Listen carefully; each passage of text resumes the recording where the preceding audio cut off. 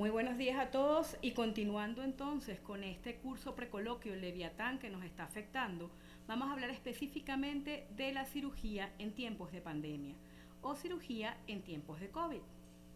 Vamos a ver que la pandemia del COVID, aunque ha afectado todas las áreas y toda la parte de nuestra vida en todo el mundo y ha cambiado la atención médica como la conocíamos hasta este momento, vemos que la patología quirúrgica no ha parado. Tenemos dos tipos de patologías quirúrgicas, las cirugías de emergencia y las cirugías electivas. En un primer momento en la pandemia nosotros nos centramos específicamente en las cirugías de emergencia que no pueden ser aplazadas, pero estamos viendo y hemos visto en el transcurso de este tiempo que tenemos patologías que aunque son electivas son inaplazables, por ejemplo los pacientes oncológicos, y a los cuales debemos, o son patologías que debemos, independientemente de la pandemia que estamos viviendo, resolver. ¿Cuáles son las tres o los pilares cuando hablamos de COVID y cirugía? Tenemos que evitar el contagio entre pacientes. El paciente que vamos a operar no vaya a contagiar a otros pacientes que también ingresemos por patologías quirúrgicas iguales o por cualquier otra patología. Evitar y minimizar la exposición del personal médico, paramédico y de apoyo. Y hemos visto que hay desarrollo de complicaciones posoperatorias relacionadas con la infección por COVID, que también debemos evitar. Entonces, vamos a hablar y a separar lo que son las cirugías de emergencia y de urgencia y lo que es la cirugía electiva y su relación con los pacientes que son COVID positivos y cómo debemos hacer en esta época, no solo para los pacientes positivos, sino para los pacientes que en teoría están negativos en el momento en que vamos a operar. Entonces vamos a centrarnos primero en lo que es la cirugía de emergencia. La cirugía de emergencia es aquella que no podemos aplazar.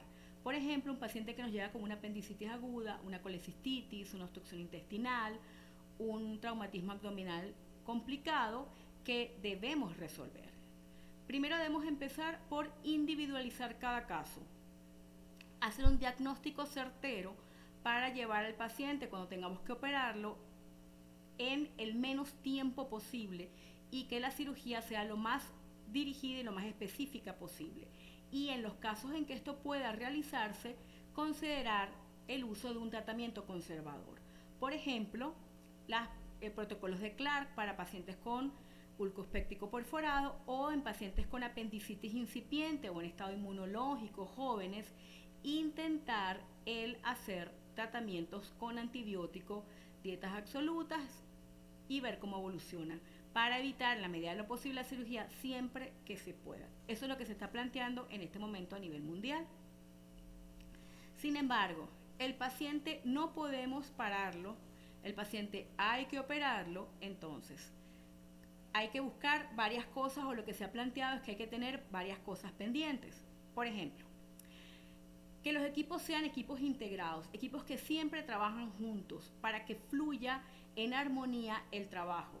Esto incluye no solo al cirujano y su ayudante, sino al instrumentista, a los anestesiólogos y a los circulantes de quirófano. Y utilizar la menor cantidad de personas posibles o necesarias en el quirófano. Preparar todo previo a la entrada del paciente a quirófano para que lo tengamos todo listo. Eso incluye la revisión de la máquina de anestesia, revisión de los equipos, el tener todo el equipo y la lencería esté lista para que cuando el paciente pase los tiempos se reduzcan. El uso de equipos de protección individual o de protección personal que deben ser entonces lo que ya está establecido, es decir, y el orden correcto. Los miembros que van del equipo sanitario que van a entrar a quirófano deben tener el uso de gorros, el uso de mascarillas N95, el uso de una bata aislante, el uso de guantes de nitrilo antes y estériles antes de entrar al quirófano y el uso de botas. Se van a lavar las manos, no de la manera habitual, sino con geles en base a alcohol sobre el guante de nitrilo y entrar al quirófano en ese momento colocarse el equipo estéril que usamos normalmente. Por eso debemos tener la mejor coordinación posible y en eso se basa el hecho de que sean equipos que están ya con tiempo de trabajo y se plantea que quien realice la cirugía debe ser el cirujano con más experiencia para que los tiempos sean los mínimos. A lo que se resume, maximizar el uso del tiempo.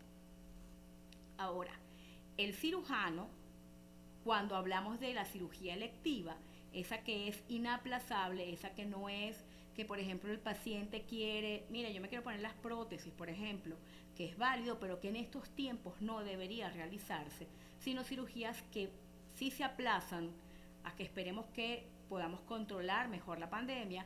El paciente va a tener un efecto deleterio sobre su salud. Por ejemplo, un paciente, como ya lo he dicho, con cáncer. Entonces, cuando se opta por esa cirugía electiva, debemos tener pendiente que la idea del cirujano es proteger la salud del paciente, limitar el contagio con la infección de la COVID-19, ahorrar equipo de protección personal como mascarillas y batas, es decir, no hacer cirugías que no sean las necesarias, para así también ahorrar el uso de camas en el hospital o la posible utilización de camas de cuidado intensivo si el paciente presenta alguna complicación. Ahora bien, muchos hospitales están reiniciando las cirugías electivas porque ya hemos aprendido que debemos vivir con la nueva normalidad. Debemos aprender a convivir con el COVID y por lo tanto hacer las cosas de la mejor manera posible. Entonces, ¿qué debemos considerar cuando tenemos un paciente potencialmente quirúrgico? Poner en la balanza la urgencia con que se necesita la cirugía, la afectación de esa patología sobre el paciente, la actividad donde estemos trabajando o la actividad local en el COVID, las reservas que tenemos de los equipos de protección personal, la duración de la recuperación de esa cirugía, qué tanto van a estar hospitalizados y qué tanto tenemos de cama, y si la recuperación del paciente puede o no puede requerir cuidados intensivos o cuidados intermedios. Entonces, estas medidas que se han ido tomando han producido un efecto colateral que no tiene precedentes en la actividad quirúrgica a nivel mundial, con especial impacto en la cirugía electiva. Cuando uno lee los artículos al principio de la pandemia, marzo, abril, la mayoría de los hospitales y la mayoría de las sociedades de cirugía decían que no se debería operar electiva. Eso ha cambiado por las mismas necesidades que nos plantean los pacientes, porque empezamos a ver que teníamos morbilidades asociadas a el cambiar o el soslayar la cirugía de los pacientes. Por eso se fue cambiando y fueron realizando y creando protocolos de los cuales ya se han hablado en estas conferencias de qué hacer con un paciente que deba operarse. Entonces, todas las especialidades quirúrgicas han debido evaluar las emergencias y la urgencia de hacer estos procedimientos, considerar opciones que no sean quirúrgicas en el manejo de algunas patologías, siempre que sea posible, y aquellos casos que no deben ser postergados, y se han creado entonces los protocolos de manejo de los pacientes. Paciente que llega, que tenga que operarse, se debe hacer, o es lo que se especifica, siempre que se pueda, se le hace la PCR, e independientemente que tenga la PCR negativa, le estamos haciendo la prueba rápida justo antes de entrar a quirófano, para ver si es una paciente de emergencia que no podemos diferir. Entonces hay que usar todos los equipos de protección y maximizar los cuidados. Si es un paciente electivo, entonces hay que considerar retardar el procedimiento y planificarlo para cuando esté negativa su PCR. Entonces, diferentes sociedades han dado sus recomendaciones. Nosotros lo que hacemos acá es haber estudiado todas estas recomendaciones y haber hecho la nuestra, que es esta que les acabo de resumir. En general, la parte relacionada directamente con esos pacientes que son COVID-19 positivos y que tenemos que llevar a quirófano. El uso y hemos aprendido a hacerlo, el uso de máscaras, de lentes, e incluso lentes y máscaras faciales al mismo tiempo, disminuir la cantidad de personas en quirófano para disminuir los posibles contagios. Específicamente desde el punto de vista de el procedimiento quirúrgico que vamos a realizar, se ha visto, hay sociedades que recomiendan el uso de laparoscopia sobre la cirugía abierta, porque dicen que tenemos, aunque sí se produce la parte del uso del electrobisturí dentro de la cavidad, el uso del CO2 que puede, al abrir la parte gastrointestinal, diseminar el virus dentro de la cavidad, tenemos la barrera que constituye la pared abdominal. Sin embargo, hay otros autores que dicen que cuando uno termina, es cierto, toda esta parte es cierto de la barrera, pero que cuando uno termina la cirugía, ese gas que está dentro del abdomen debe exteriorizarse, y al exteriorizar ese gas es cuando vamos a tener la posibilidad de contagiar a nuestro personal. ¿Qué se ha planteado? Esperar, no sacar el aire o el gas de golpe, sino irlo sacando poco a poco y con equipos de extracción de humo cuando los tenemos. Entonces, por eso hay unos que dicen que cuando no tenemos todos estos cuidados es preferible hacer la cirugía abierta. ¿Cuáles son los problemas en la cirugía abierta? La posible aerosolización de las partículas de virus cuando estamos utilizando electrobisturí, cuando se abre la parte gastrointestinal. Aunque sí es cierto que la transmisión oral fecal no está demostrada, sí se ha visto en algunos estudios que hay partículas del virus en el contenido gastrointestinal y vemos que algunos pacientes con COVID positivo presentan manifestaciones gastrointestinales. Entonces, todo esto es importante por el uso y evidentemente tratar de disminuir en la posible las salpicaduras de cualquier material biológico del paciente sobre la gente que está trabajando en ese momento. El otro punto importante que vemos cuando hablamos de cirugía en tiempos de pandemia, en pacientes, sobre todo en pacientes positivos, es que se han hecho estudios en los cuales se ha demostrado que la cirugía en pacientes que son positivos para COVID aumenta el riesgo de muerte.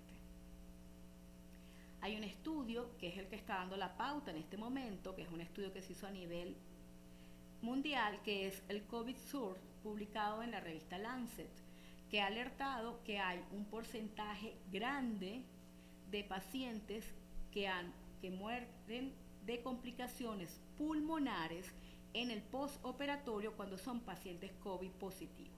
Entonces, este estudio, los investigadores se centran en lo que es la tasa de mortalidad de los pacientes sometidos a cualquier tipo de cirugía, ya sea cirugía mayor o cirugía menor, en el contexto de una infección por COVID.